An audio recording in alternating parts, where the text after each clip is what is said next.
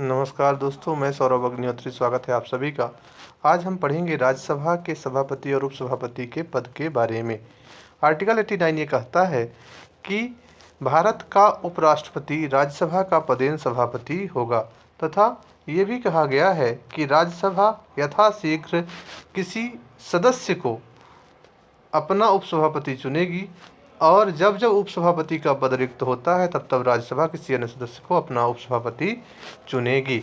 अर्थात कहने का मतलब ये है कि भारत के जो उपराष्ट्रपति होते हैं वो राज्यसभा के पदेन सभापति होंगे। वहीं राज्यसभा यथाशीघ्र अपने किसी सदस्य को अपना उपसभापति चुनती है। आर्टिकल 90 ये कहता है कि उपसभापति का पद किस प्रकार रिक्त होता है, पद त्याग तथा पद से हटाया जाना।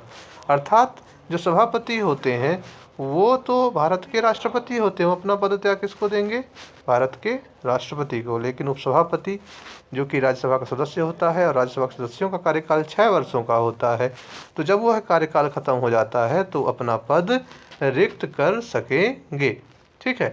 उसके बाद किसी भी समय सभापति को संबोधित अपने हस्ताक्षर सहित लेख द्वारा अपना पद त्याग कर सकेंगे। साथ ही साथ राज्यसभा के उपसभापति को अगर पद से हटाना है तो राज्यसभा के तत्कालीन समस्त सदस्यों के बहुमत से पारित संकल्प द्वारा अपने पद से हटाया जा सकेगा, लेकिन उसके पहले 14 दिन की सूचना दे दी गई हो। अर्थात 14 दिन पहले उनको सूचना दे दी गई हो। ठीक है, ऐसा आशय प्रकट करने के पहले।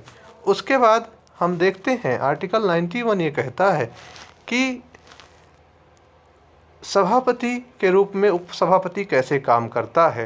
तो जब सभापति का पद रिक्त है या ऐसी अवधि में जब उपराष्ट्रपति राष्ट्रपति के रूप में कार्य कर रहा है या उसके कृत्यों का निर्वहन कर रहा है, तो अब उपसभापति या यदि उपसभापति का पद भी रिक्त है तो राज्यसभा का ऐसा सदस्य जिसको राष्ट्रपति इस प्रयोजन के लिए नियुक्त करें उस पद के कर्तव्यों का पालन करेगा। अर्थात कहने का ये है कि सभापति जो हैं अर्थात उपराष्ट्रपति राष्ट्रपति के रूप में कार्य कर रहे हैं और मान लीजिए ऐसा हो जाए कभी कि उपसभापति का पद भी नहीं है या पद खाली है, उस समय पर राज्यसभा का ऐसा सदस्य जिसको राष्ट्रपति उपसभापति के रूप में नियुक्त करते हैं वो अपने कर्तव्यों का पालन करेंगे। तथा राज्यसभा की किसी बैठक में सभापति की अनुपस्थिति में उपसभापति या उपसभापति भी अनुपस्थित है तो ऐसा व्यक्ति जो राज्यसभा की प्रक्रिया के नियमों द्वारा अवधारित किया जाए या यदि ऐसा कोई व्यक्ति उपस्थित नहीं है तो अन्य व्यक्ति जो राज्यसभा द्वारा अवधारित किया जाए सभापति के रूप में कार्य करेगा। मतलब कहने का ये कि या तो सभापति नहीं है तो उपसभापति और उपसभापति भी नहीं है तो कोई अन्य व्यक्ति और अन्य व्यक्ति भी नहीं है तो किसी अन्य व्यक्ति को फिर उपसभापति के रूप में तैयार किया जाएगा या चुना जाएगा, तब फिर वो सभापति के रूप में कार्य करेंगे।